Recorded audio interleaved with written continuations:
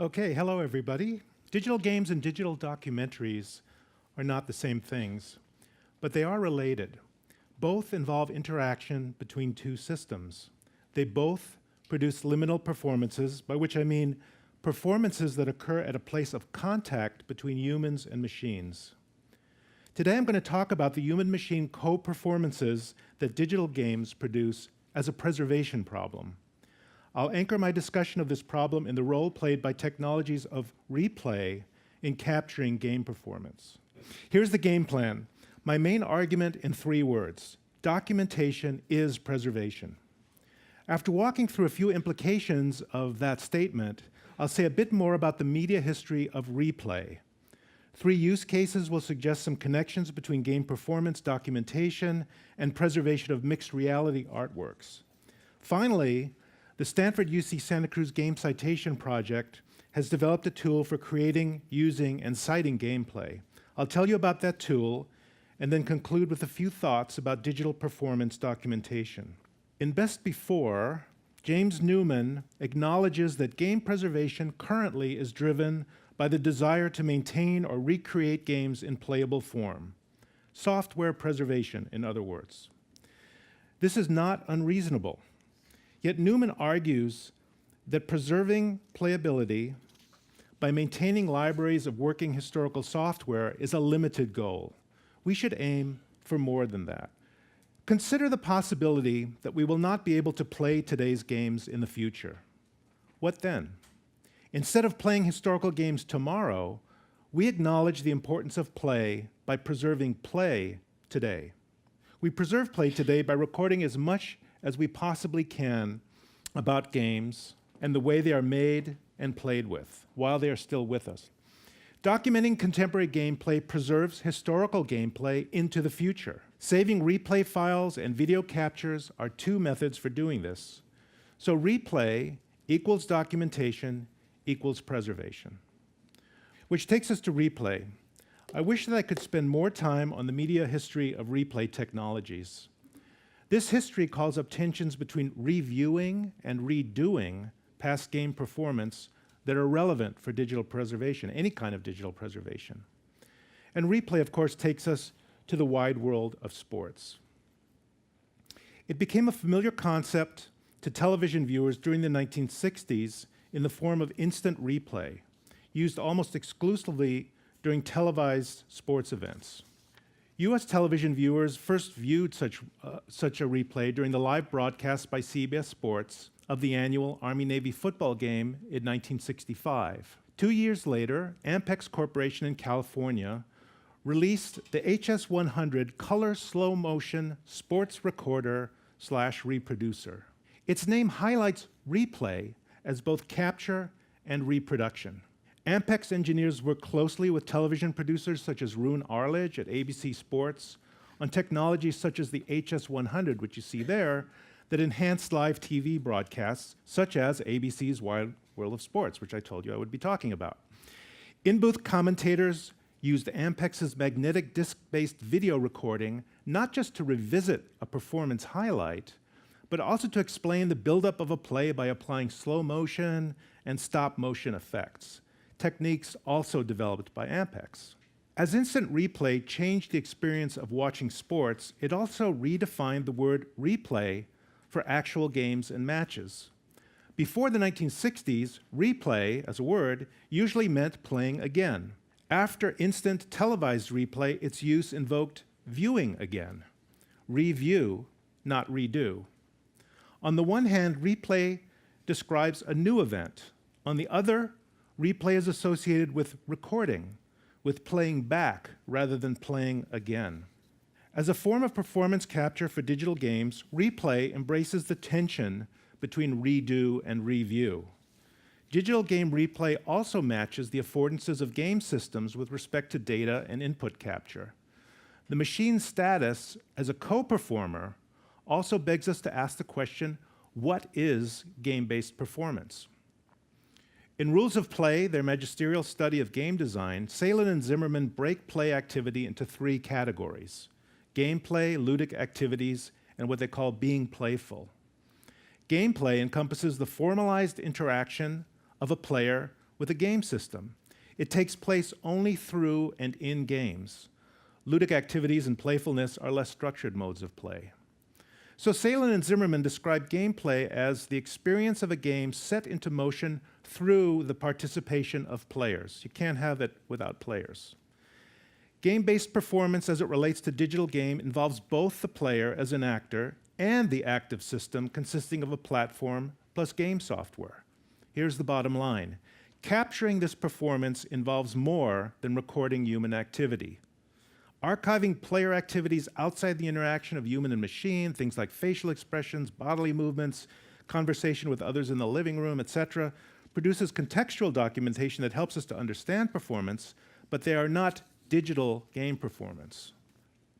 Some people may disagree with that. Most digital game replay formats since the mid-1990s have defined ways of producing linear, time-stamped logs of play actions recorded in a proprietary or game-specific data format for later execution by a copy of the same version of the original game. These play actions usually involve a player's interaction with the game system, such as moving at a specific rate, pressing a controller button, or picking up an object in a game world. No-skills replays, which you see there, were recorded as Doom demos stored as .lmp files known as lump files. You could find them on his memorial website. This young father was killed by a drunk driver. Load them into your copy of Doom and see this. During the 1990s, such replays became a vital part of the culture of competitive multiplayer games, especially first-person shooters and real-time strategy games. Demo replays produce small script files. These files could be easily distributed even during the early days of the low-bandwidth web. This advantage was mitigated by the reliance of gameplay recording on specific game formats, such as Doom or Quake demo files. Broadening the appeal of game-based movie making, known today as machinima, by releasing these entertainment videos from their binding to specific player communities and game engines led to video as a more accessible format. The availability of higher download speeds and better viewer applications by the early 2000s encouraged the use of video, as did the desire of many players to include footage captured on game consoles or in virtual worlds, platforms that did not offer access to demo-based replay. The gradual shift to video as the format of choice for machinima contributed to the increased use of screen capture for performance documentation, which meant routing audiovisual game output directly to raw video files or later to compressed video formats.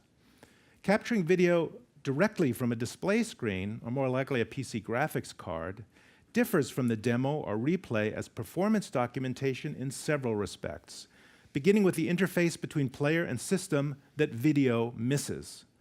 Unlike replay, which tracks play acts as primitive commands generated by control devices and interpreted by game engines, video capture records gameplay as a view on performance. It is also produced at a different interface, the screen. So video capture differs from demo replay not only because it produces documentation that is not interactive, but also because it leaves out machine states. Both of these differences condition video replay as preservation of a specific and unchanging point of view rather than detailed understanding of game actions. This essential difference between demo code and video capture profoundly changed game-based movie making.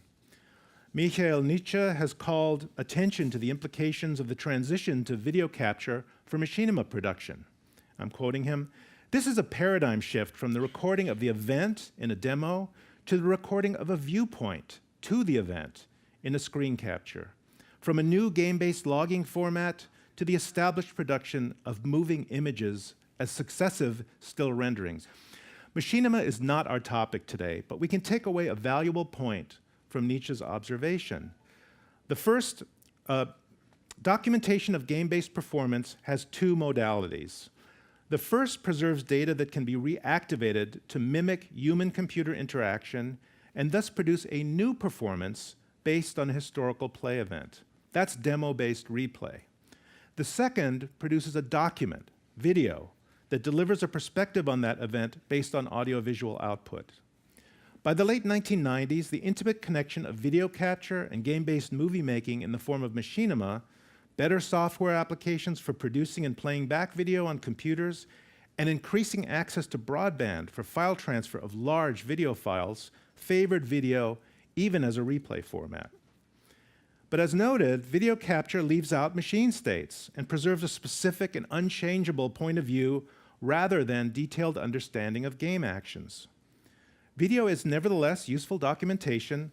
Often it's the best documentation for event or community-driven virtual worlds. Still, it falls short of replay's potential for reactivating an original performance. I said earlier that digital gameplay involves interaction between two systems, human and game engine, if you like. This leads me to prefer documentation that captures both systems, something like replays captured in a Doom demo format. Oftentimes, such replays are practical impossibilities, as in the case of virtual worlds and other game forms that rely on server-side software that cannot be captured in a replay engine. In these cases, video capture is the medium of gameplay documentation, basically the only medium. This mode of play capture is perhaps more focused on in-world events and activities than gameplay itself, but it will do. Indeed, video documentation can be quite powerful, and not just as a documentary basis for historical research. Consider this example. In July 2008, Electronic Arts closed its virtual world called EA Land, better known by its original name, The Sims Online. TSO had been around for nearly 6 years. Its player community was tight-knit and fractious, cohesive and divisive, just like the real world. When word got out about the closure, many TSO players joined an end-of-world party that counted down the time remaining. So what's that like, to be around just before the world ends? My Stanford project, How They Got Game, included a student who attended the event and recorded the happening for posterity. This recording is available through the Internet Archive's Archiving Virtual Worlds collection. A couple of years later, an episode of Robert Ashley's Life Well Wasted podcast featured an interview with me about the preservation of virtual worlds, including a discussion of what happens when such worlds shut down. And by the way, the answer is not with a bang, but with an error message. Anyway, a few years later, I received this email message from an artist in the UK. He noted that his artistic practice is informed by and in response to video games. He went on to say that your students' footage of the last 5 minutes of EA Land really grabbed me. Indeed, in response to the historical documentation, in response to the stuff for historians, he created an artistic piece called R.I.P. The Sims Online, the reincarnation of DJ Spike. This gets even better. Not only did he respond to the act of game preservation with an act of creative expression as an artist, he then offered to jump in and document the closure of another game world called Warhammer Online. 2 quick points emerge from this, briefly recounted example. 1, gameplay documentation is not just for historians. And 2, creating that documentation is not just for librarians and curators. Gameplay preservation and interactive artwork preservation are related. Blast Theory's important mixed reality project, Rider Spoke, provides an example. Rider Spoke, 2007, is a location-based game. A bicyclist rides through a city for an hour or so, guided by a device mounted on her handlebars and recorded soundtrack that together prompt her to record personal memories and talk about the past, present, and future associated with specific locations in the city as she's riding around. An international team led by Gabriella Giannacchi at the University of Exeter developed a method for capturing Rider Spoke sessions. This team, by the way, included my How They Got Game group. The capture method was based on video recording supplemented by GIS data and interviews, preserved and used in an experimental system called CloudPad. No time for details, but here are the key points about this project. We considered replay as a hybrid form, as a document generated from the original performance like a demo replay, as playback, and as material for a new engagement and reworking, like demo-based replays or machinima, something that would enable reperformances. In this case, game replay inspired practices also for documenting mixed reality art. And speaking of tools, the last thing I'm going to talk about is a tool for capturing and working with game-based performance called GIST, for Game and Interactive Software Scholarship Toolkit.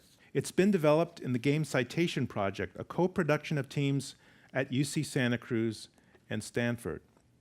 In a sentence, GIST manages citable digital resources like game ROMs and demo files, manages emulation to execute these resources in the browser, and produces citations that link to items in an archive of video and state-saved documentation. I'm not going to say much about how this works, mostly because I know that Jason Scott's going to be speaking in a few minutes, and he's going to tell you all about this stuff, so he'll explain it. Suffice it to say that emulators are programs with the application of magical software tools with names like LLVM and Emscripten, software written in languages like C or C++ become JavaScript. Now you can run these programs in a browser. Gist, the tool that we developed, looks like this, with the caveat that this is an early version. It looks a little bit different today. So you see two early versions of Doom, both executable, even playable, side by side, and some of the metadata in the citable entries for them on the right. Now we are running a version of Doom. As you see lower left, we have already saved versions of the system state, as well as several performances, which are essentially replays. These replays begin with a saved state and execute the saved game from that point. So you start from a previously saved game. Note upper right the metadata for that performance. Therefore, this performance becomes citable. And because this is a web-based system, the performance is also linkable. In other words, a scholarly citation can link to an embedded executable performance. So as you're writing, instead of a footnote, you just have a link to the performance that you're talking about. Gist records all the relevant data for reactivating a system performance. It's a simple step to encode and share a citation that is also an entry point into that performance. As you now know, many emulators can be executed inside modern web browsers. You've already seen some examples of that, which makes linking to an active system performance possible. We can record our performance, share a link to it with a collaborator, and have that person see what we did or take over where we left off, review, or redo. System performance citations thus might produce meaningful dialogue between gameplay and players of the past and future. We encourage consistent scholarly citation and description of games, game systems, and the performances produced with them, which is good history, in other words. But we also seek take-up by other communities, players, journalists, artists, and others. Gist produces gameplay performance capture that couples redoing and reviewing and documents both human and game system performance. Here is a very quick peek at future Gist enhancements, a better user experience, deeper analysis of game performance based on fun things that we can do with emulators, and integration of permanent storage that preserved saved software states as the historical documentation of gameplay along the lines suggested by James Newman in my talk earlier. Okay, so it's time to wrap up. Here are the points I hope you will take away from this mini talk.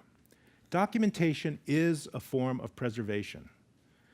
Documentation is not just what is left over. It can be created after the events with tools like CloudPad and Gist.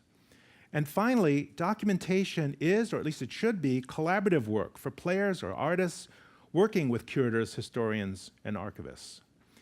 Yes, we need to dig more into specific kinds of documentation that can help to preserve the interaction experiences and creative processes of interactive documentaries so that we can have replays of interactive documentaries.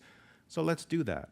Before I step off, allow me to thank Eric Haltman for his work on Gist and for letting me borrow from a couple of slides in this presentation, and also for let me thank the US IMLS, Institute for Museum and Library Services. May they continue to be funded in the current administration for funding the Game Citation Project. That's it. Thanks for listening. I look forward to your questions.